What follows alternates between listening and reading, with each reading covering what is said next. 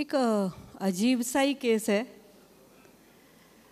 जब मैंने खुद ये केस सुना, एक लड़की है, उम्र 30 साल, जब मैंने सुना तो मैं खुद हैरान हो गई कि ऐसे भी हो सकता है क्या। और ऐसे कुछ डिफ़िकल्ट केस आते हैं तो फिर वही गुरुजी याद आते हैं, तो उनको याद किया। उसने पूछा मैं ठीक हो सकती हूँ, कॉन्फिडेंटली बोल दिया हो सकती हूँ। फिर उसके बारे में काफ़ी स्टडी किया, बोले ये कैसे ठीक हो सकती है चीज़ें, बहुत ही डिफ़िकल्ट चीज़ें हैं। मैं आपको पूछूंगी, जो डॉक्टर हैं वो नहीं बताएं, पर बाकी जो इतने लोग हैं इनमें से किसी ने, मेरे स्टूडेंट छोड़ के, उन्होंने सुना हुआ है केस है। तो आप लोगों ने एंडोमेट्रियोसिस के बारे में सुना है? किसने किसने सुना है? हाथ ऊपर करे। डॉक्टर नहीं, बाकी अपने थेरेपिस्ट। जी, आपने सुना हुआ है? और किसने? किसी ने सॉल्व भी किया है? ये केस सॉल्व किया है? आप बता सकते हैं थोड़ा क्या होता है?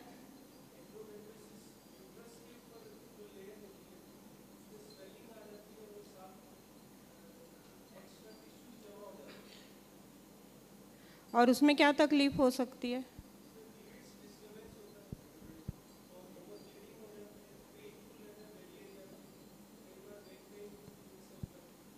और वो पेशेंट ठीक हो गया? पेशेंट ठीक हुआ हो? वेरी गुड, मतलब एक ने ठीक किया। Good, very good. इन्होंने बहुत अच्छा बोला, क्योंकि केस देखा है इसलिए उनको पता है। एंडोमेट्रियोसिस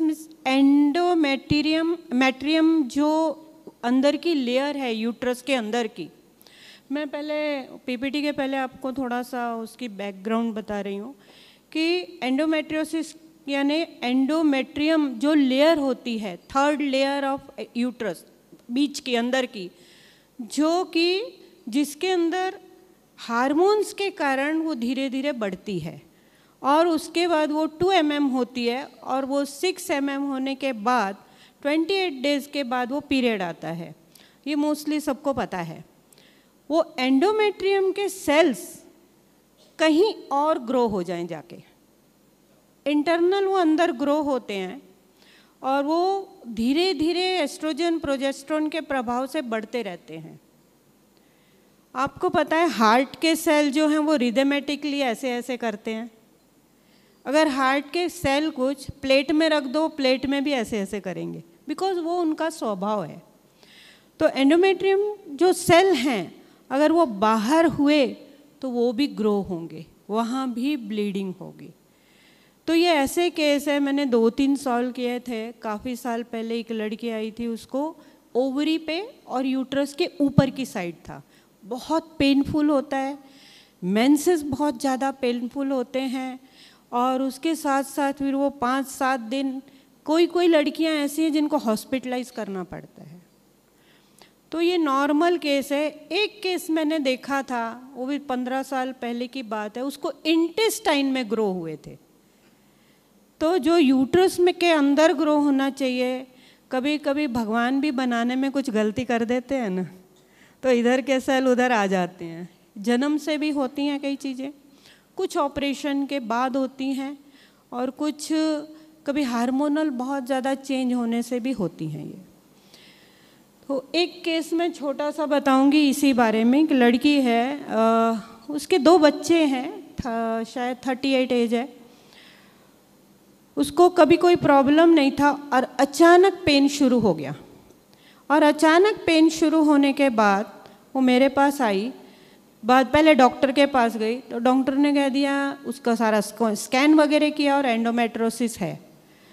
वो बोली इतने साल मुझे दर्द नहीं, कोई तकलीफ़ नहीं, अब तो बच्चे भी 2 हो गए, कोई तकलीफ़ नहीं थी, अब ये अचानक कैसे आ गया।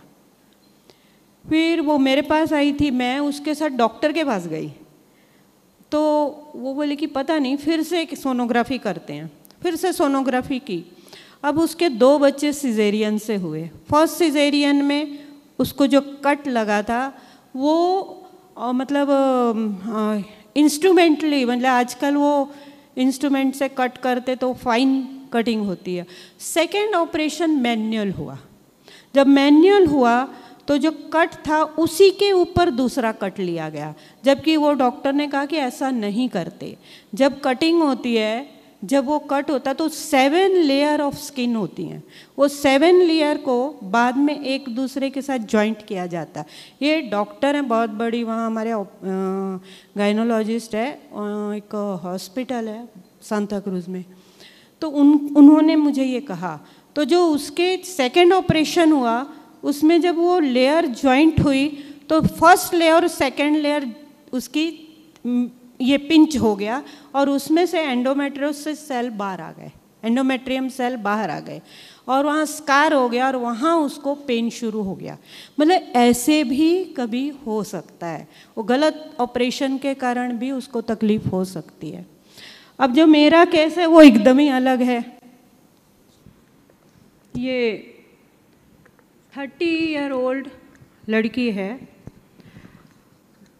इसको जब फर्स्ट मेंसेस आए तो थोड़ा पेनफुल थे, 2-4 महीने पेरेंट्स को लगा कि फर्स्ट टाइम ऐसे हो जाता है, थोड़े दिन हार्मोनल इनबैलेंस होता है स्टार्टिंग में, इसलिए शायद उसको ये तकलीफ़ हो सकती है। लेकिन वो कंटिन्यू चीज़ें बढ़ती गई। 1-2 बार डॉक्टरों को भी दिखाया तो कुछ मेडिसिन, कुछ पेन किलर दे दिया, ठीक है। ऐसे करते करते उसके 8-10 महीने हो गए और एक दिन वो बेहोश होके अनकॉन्शियस हो गई, गिर गई।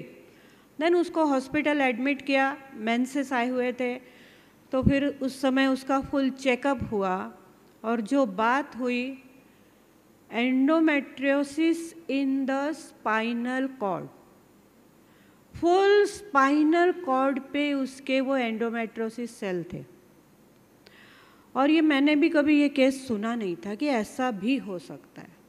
अब सोचिए, एक सर्वाइकल का प्रॉब्लम थोड़ा सा होता है तो हमें कितना पेन होता है, कहीं कमर में थोड़ा सा बल्ज आ गया तो हमें इतना तकलीफ होती है। वो सेल्स उसकी पूरी स्पाइनल कॉर्ड में जगह जगह पर थे, जिसके कारण उसको फुल बॉडी पेन। और जब सोचिए आप, जब मेंसेस आते हैं और वो सेल ग्रो होते हैं एंडोमेट्रियम उस लेयर के अंदर और इसके वो स्पाइनल कॉर्ड पे ग्रो हो रहे हैं, और उस समय उसको एनस से ब्लीडिंग होती थी और वो इतना पेनफुल होता था। और वो जब लास्ट में उसका वो CSF टोटली ब्लॉक हो गया और उसको फिट आ गई। और उस समय फिर पता चला, उन्होंने इमरजेंसी में वहाँ पर, जब क्रॉनिक ये सेल होते हैं ना फिर सिस्ट जैसे बन जाते हैं, तो उसके D12 पे सिस्ट बन गया था, तो उन्होंने ऑपरेशन करके वो सिस्ट निकाल दिया। और वो निकालने के बाद फिर उसको थोड़ी सी राहत मिली, लेकिन तकलीफ़ें कम नहीं हुई। उसकी ही लैंग्वेज में अगर मैं बताऊं, उसका एक वीडियो है, मराठी में है, जो उसने बताया कि वो 5 दिन मेरी लाइफ के मेरे लिए वो नर्क होता है। जब मैं मतलब मेंसेस आने के पहले मुझे डर दिमाग में बैठ जाता है। एक तो पेन शुरू हो जाता है कमर में, लोअर एब्डोमेन में, सब जगह, थाइस, घुटने, काफ मसल, ये सब चीज़ ब्लॉक हो जाती है। वो उन दिनों चल नहीं सकती, वो उन दिनों खाना नहीं खा सकती, इतनी ज़्यादा वॉमिटिंग होती है, बुखार आ जाता है, हेडेक होता है। हेडेक तो वो बोली कभी गया ही नहीं, बरसों से हेडेक है।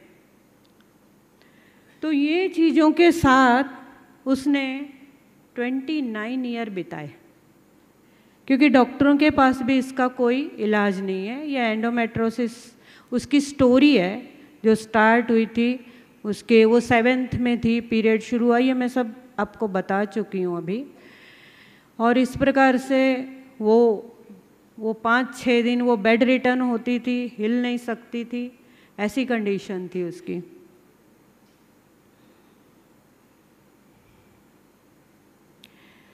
ये कारण जैसे hormonal imbalance, immune system weak है, फैमिली हिस्ट्री हो सकती है, जेनेटिक हो सकता है।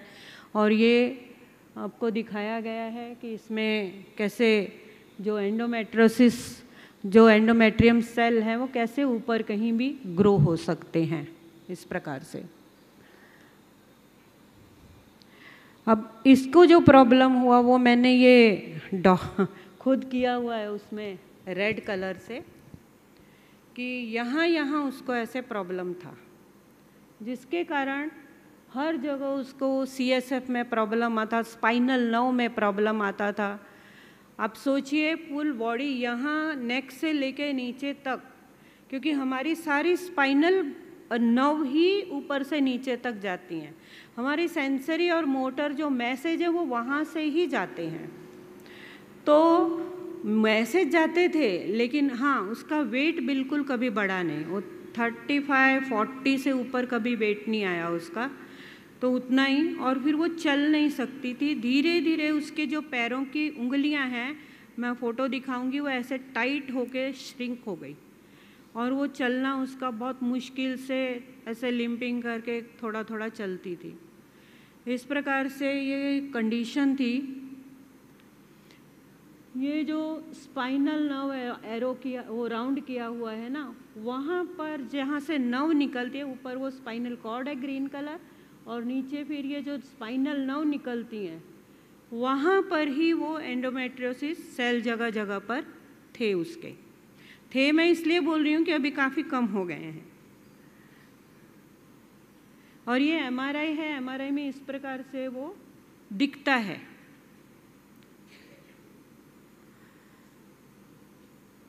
स्पाइनल एंडोमेट्रोसिस के बारे में अभी मैंने जो सारा चीज़ बताई वही है। इसके लिए टेस्ट क्या होते हैं, तो लेप्रोस्कोपिक होता है, अल्ट्रासाउंड होता है, MRI और हिस्टोपैथोलॉजी ने बायोप्सी वगैरह करने के बाद पता चलता है।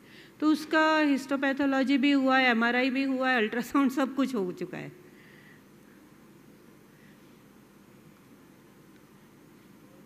ये ट्रीटमेंट डॉक्टर जो देते हैं वो लिखी हुई है, अपनी ट्रीटमेंट नहीं है। जो एलोपैथी में जो इलाज है उसके बारे में है। ये उसकी 2005 और 2009 की रिपोर्ट्स हैं। तो इसमें थोड़ा उसको बैक पेन होता था, तो स्पॉन्डिलाइटिस है, कुछ भी थोड़ा बहुत तो आएगा ही कुछ। फिर ये उसकी सर्जरी हुई है 2009 में, जो मैंने बताया उसका D12 पे, D12L1 लेवल पे जो सर्जरी हुई, उसके कुछ सेल्स निकाले गए वहाँ से, वो है। ये हिस्टोपैथोलॉजी की रिपोर्ट है। जब वो अनकॉन्शियस हुई, उसकी ट्रीटमेंट जब हॉस्पिटल में हुई, तब ये उसका बायोप्सी वगैरह करके बताया गया था। इसके बाद ये 2009 के बाद फिर से स्टार्ट हो गया वो बढ़ना, वो निकाल दिया गया था, वो सेल फिर से ग्रो होने लगे। ये फिर से दिसंबर का है। वो वापस रीएडमिट किया गया, उसको वापस थोड़ा कुछ इंजेक्शन दवाइयाँ दी गई।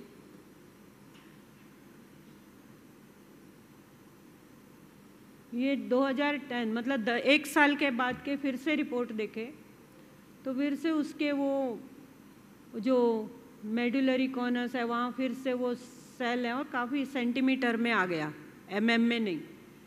तो ये काफ़ी सारे, मतलब अब वो कुछ भी करे वो बढ़ ही रहे हैं। ऑपरेशन भी क्या कितनी बार करेंगे। ये उसके ब्लड रिपोर्ट थे, उसके असल में तो सारे विटामिन्स भी लो ही थे। तो उस समय का ये था 2012 का।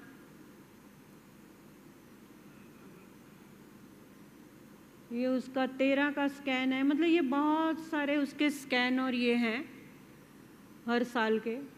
ये 14 का आ गया, तभी कोलाई हो गया था उसको, स्टमक इन्फेक्शन हो गया था, यूरिन इन्फेक्शन। ये फिर से 19 में सोनोग्राफी की, उसमें थोड़ा सा एक किडनी स्टोन भी आ गया था। और सिस्टाइटिस मीन्स जो यूरिनरी ब्लैडर है उसकी इलास्टिसिटी कम हो जाती है, तो यूरिन रिटेन नहीं होता, तो वो सिस्टाइटिस होता है। उसके बाद ये है 19 के बाद शायद उसने फिर एमआरआई की नहीं है कुछ, हाँ 19 के बाद 2024 में वो हमारे पास आई हैं। 19 के बाद फिर उसने कोई एमआरआई नहीं किया, स्कैन नहीं किया, अभी अब कुछ फ़ायदा है नहीं तो क्यों करना। वो जब आई तो उसकी हालत बहुत ख़राब थी।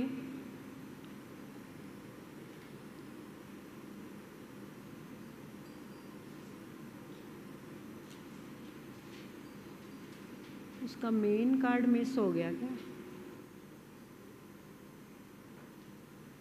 ठीक है,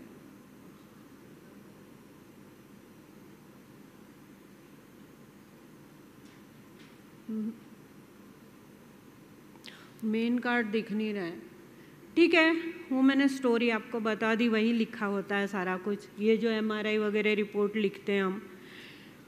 उसके बाद में ये शुरू हुआ था, वो आई थी असल में दिसंबर में 23 में, फिर उसके बाद उसको थोड़ा विश्वास नहीं हुआ या पता नहीं, फिर 5-6 महीने बाद मई में आई।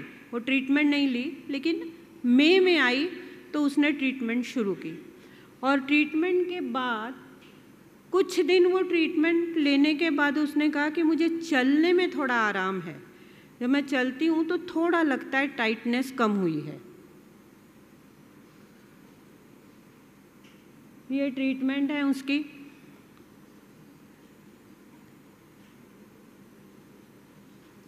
अब इसमें ज़्यादातर हमने क्या किया है, क्या दिया है, क्योंकि ज़्यादातर हार्मोन्स इनबैलेंस होते हैं, और आपको पता है हार्मोन्स इनबैलेंस के लिए सबसे अच्छा है लीवर। अभी अभी इन्होंने भी बताया था स्किन प्रॉब्लम में, हार्मोन्स चेंज में लीवर का हाथ होता है।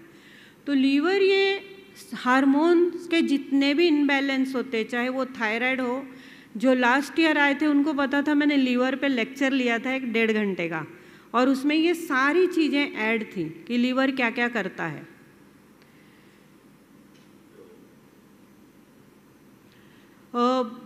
क्या होता है, जितने भी सेक्सुअल ऑर्गन, ओवरी है या यूट्रस है, इवन हमारा एड्रेनल ग्लैंड भी हार्मोन्स बनाता है, तो उसके ऊपर जो फैट लेयर होती है, अगर वो ना हो तो वो ऑर्गन काम नहीं करेगा।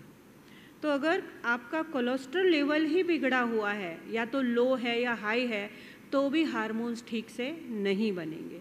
तो इसके लिए ये हाई कोलेस्ट्रॉल के लिए ट्रीटमेंट शुरू की, डाइजेशन के लिए, हार्मोनल इनबैलेंस के लिए, और जो एबनॉर्मल ग्रोथ है उसके लिए 2-पेन भी दिया। ऐसे तो ये एबनॉर्मल ग्रोथ नहीं है, ये अंदर के सेल की ही ग्रोथ है, लेकिन फिर भी 2-पेन ये कई चीज़ों पे काम करता है। और उसके बाद उसको एसिड, पहले तो अल्कलाइन बहुत ज़्यादा दिखता था, बाद में देखा कि एसिडोसिस मेन उसका कारण है, तो एसिडोसिस के लिए फिर ट्रीटमेंट शुरू हुई।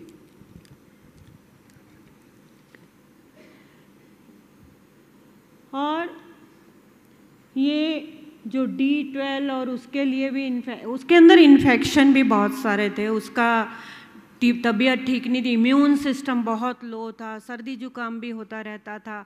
और जैसे मैंने बताया उसकी शक्ल देखोगे, इतना कम वेट था उसका, और मतलब सारी ही प्रॉब्लम्स में इसमें। और ये ट्रीटमेंट चली मेरे ख्याल से 2 महीने में उसको काफ़ी फ़र्क हुआ। 2 महीने में जो पहला उसका मई में शुरू किया, और उसने मई शायद 5-6 तारीख को, और उसको पीरियड आया।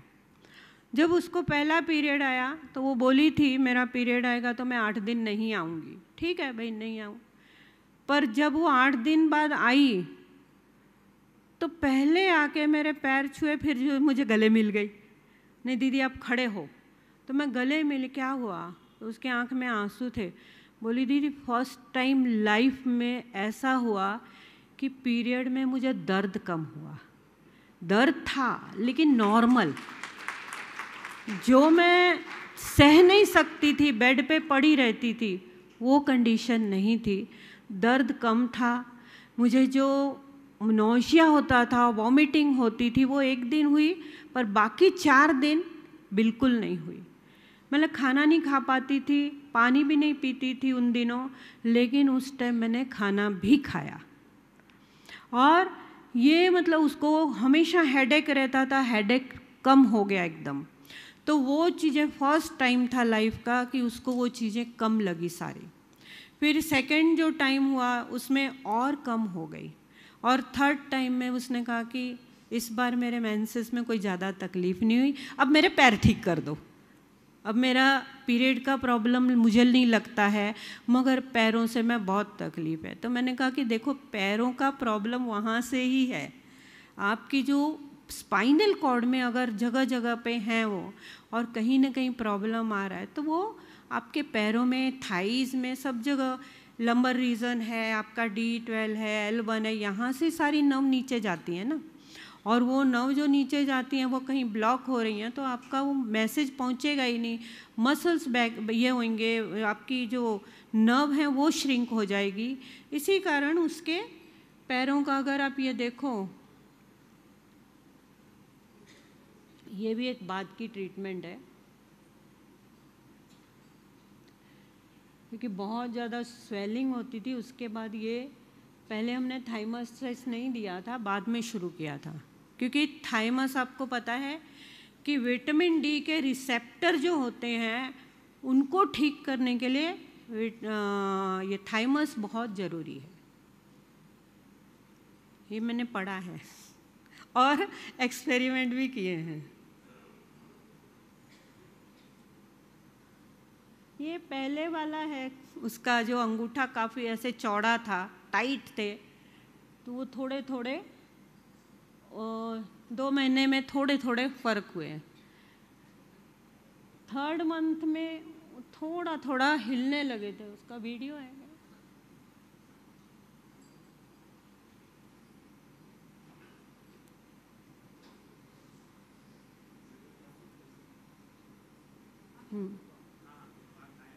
हाँ,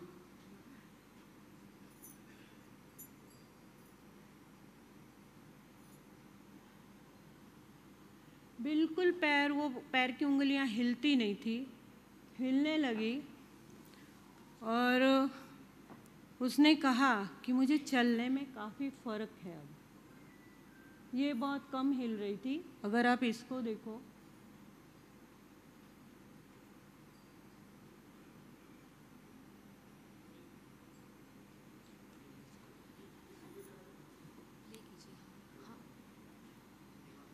हो नहीं रहा, नहीं ये दिखाना डबल। पहले इसमें पहले तो बिल्कुल हिलती नहीं थी, इसमें थोड़ी थोड़ी हिलने लगी, और नेक्स्ट मंथ में ये काफ़ी सारी हिलने लगी। और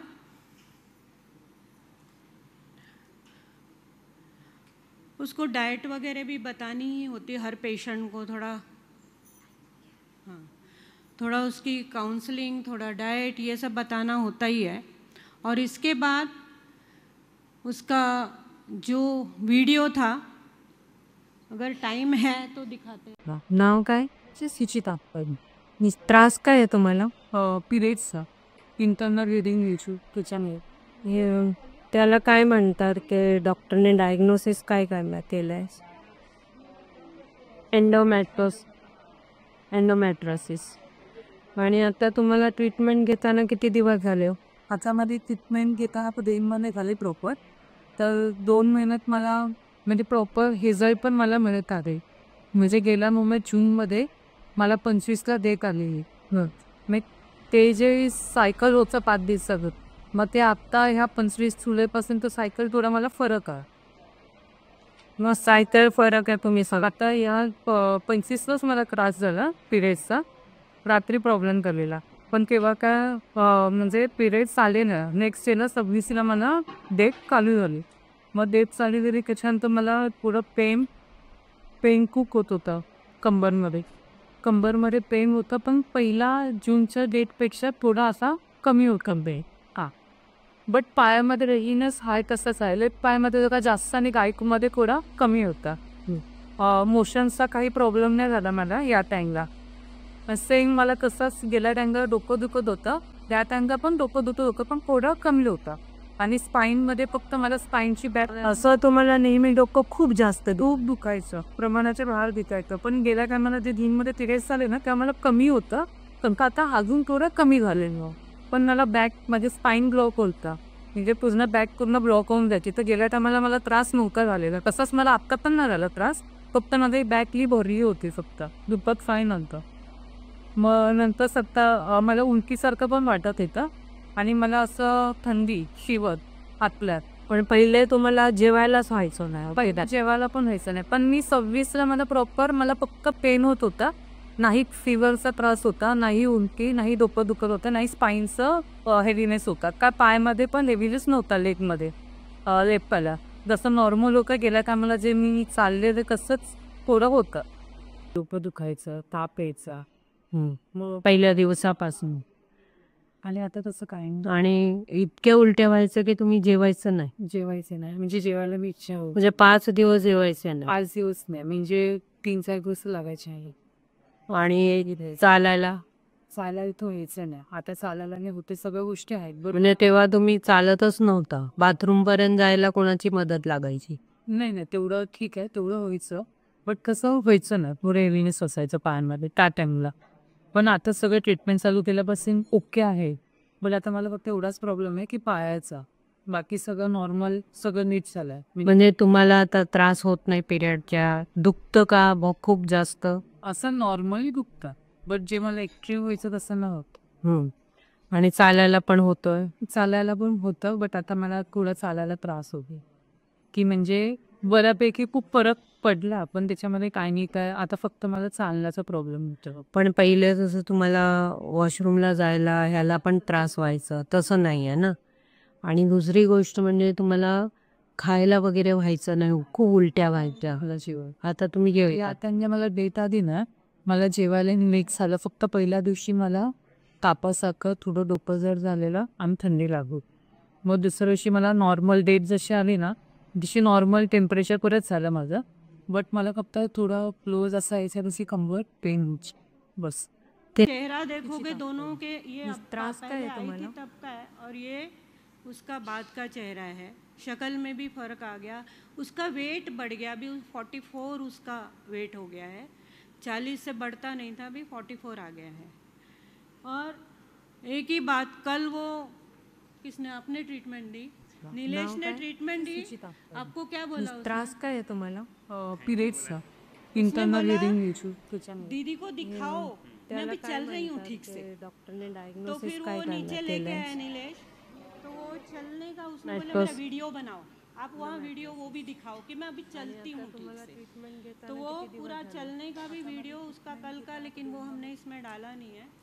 तो ऐसे ये ऐसे रेयर केस हैं जो न्यूरोथेरेपी ठीक कर सकती है.